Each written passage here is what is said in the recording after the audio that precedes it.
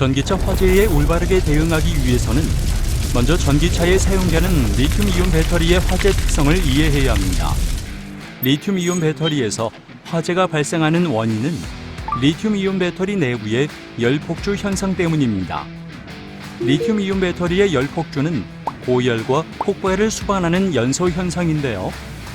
화면에서 보듯 레벨 1에서는 배터리에서 낮은 전압 강화가 발생되고 온도 변화는 크지 않지만 레벨 2가 되면 전압이 급격히 낮아지고 본격적으로 온도가 상승하게 됩니다. 그리고 레벨 3에서는 급격한 온도 상승과 함께 열폭주가 발생되죠. 리튬이온 배터리는 내부에 리튬이온 산화물을 사용하는데요. 산화물이란 산소와 결합된 화합물로서 반대 반응인 분해도 가능한데 리튬이온 배터리 주변의 온도가 높아질 때 다음 식과 같이 분해되어 산소가 발생될 수 있습니다. 또 리튬이온 배터리에 사용되는 리튬은 알칼리 금속으로 물과 반응하면 수소가 발생되기 때문에 물과의 접촉을 피해야 하는 금속입니다. 충전이 가능한 2차 전지 중 일반적인 납축 전지와 니켈 기반의 축전지는 전해액을 만들 때 일반적으로 물을 사용하는데요. 리튬이온 배터리는 리튬 때문에 물을 사용하지 않고 유기용매를 사용해 전해액을 만듭니다. 때문에 주변의 온도가 높거나 배터리 내부 및 외부 단락 시 다량의 가연성 가스가 발생되는 특성을 가지고 있는데요. 발생되는 가스는 탄화수소 계열의 가연성 가스가 대부분입니다. 그렇다면 리튬이온 배터리에서 화재가 발생한 경우 어떻게 해야 소화시킬 수 있을까요? 첫 번째, 분말 소화기를 사용해 억제 소화를 시도하는 경우 외부에 발생되는 불꽃은 쉽게 제거되지만 정작 배터리 열폭주 반응을 지연시킬 수 없습니다. 두 번째, 질식 소화 덮개를 사용해 질식 소화를 시도하는 경우 외부에서 관찰했을 때는 화재가 진압되는 것처럼 보이는데요. 그래프에서 보듯이 열폭주 진압 및 지연의 효과가 없는 것으로 확인됩니다.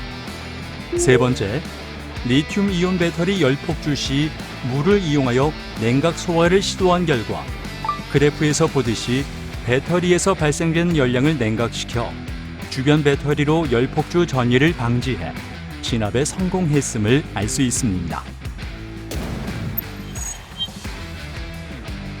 전기차 배터리팩 탈거 또는 훼손을 하지 않고 외부에서 주수하여 특히 배터리팩 하부에서 상방향으로 냉각시킬 때 화재 진압 가능성을 확인하기 위해 전기차 배터리팩 내부에서 열폭주를 유도 후 골든타임인 10분 경과 후 하부 집중 주수를 위해 다음과 같이 실험 환경을 조성하였습니다.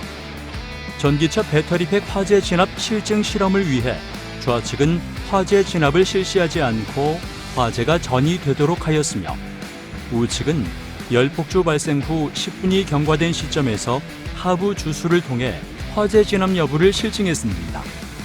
열폭주 발생부터 10분이 경과된 시점에서는 화재 성상이 비슷하다가 10분부터 주수하여 15분이 경과된 이후부터 주수하지 않은 배터리팩은 최성기로 돌입한 반면에 주수하는 배터리팩의 화재는 축소되는 경향이 확인되었습니다. 특히 열화상 카메라 영상을 확인한 결과 화재는 화면 기준 좌측에만 발생되고 상대적으로 우측 배터리팩에서는 화재가 발생되지 않습니다.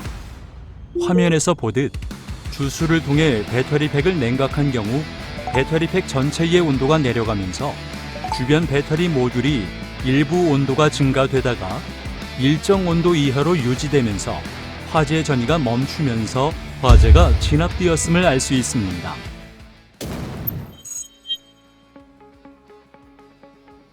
전기차 배터리팩 내부의 셀과 배터리팩 외암 간의 열 전도성이 일부 유지되기 때문에 배터리팩 하부에 주수 소화를 하면 배터리팩 내부 열폭주 전이를 막을 수 있습니다. 실험 영상은 소방력 출동에 소요되는 시간을 고려해 열폭주 발생 후 10분이 경과된 시점에서 하부에 집중 주수하여 화재에 대응했는데요. 화재를 진압하지 않을 경우 16분 정도 경과되면 채성기에 접어들지만 주수 소화를 통해 화재를 진압하는 경우에는 일정 시간 후에 화재가 진압됨을 알 수 있습니다. 해당 영상은 골든타임을 10분을 고려하여 진행한 실험으로 만약 골든타임이 경과된 후에 똑같은 방법을 시도하게 되면 화재를 진압할 확률은 낮아지지만 배터리 간의 열폭주 전이를 지연시키는 효과는 있을 것으로 판단됩니다.